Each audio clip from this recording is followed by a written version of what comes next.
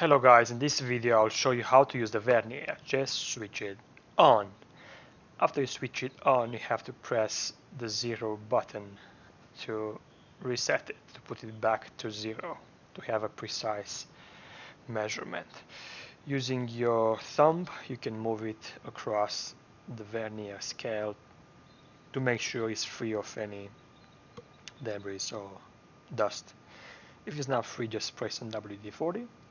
Let's measure the first item, the first bolt. Just put the lower jaws inside for the measurement, for the outside measurement, and then use the lock screw to lock it, and then read the measurement. Unlock it and put it back to 0. And do the same thing with the next bolt. If you have to do more than one measure, just use the lock screw to lock it and then take it out from the bolt and have a closer look. And you can do the same for other bolts or for whatever you have to measure. It's very easy to use. And then let me show you how to use the upper fingers to inside measurements. Just use, I just have a screw, a bolt that has an inside diameter of 4.45. So the upper are for the inside, the lower are for the outside measurement.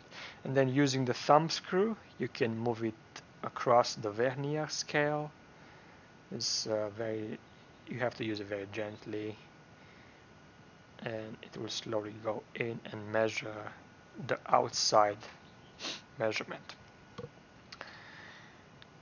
I'll show you where the battery is. Just switch it off and remove the cover, and over there is the battery. And every time when we switch it off, just make sure that it's on 0. Sometimes it will move, so you have to reset it. Now you can measure the depth of an object with the depth rod. It's very easy. Just move the thumb screw gently, slowly inside the object to measure the depth with the help of the rod.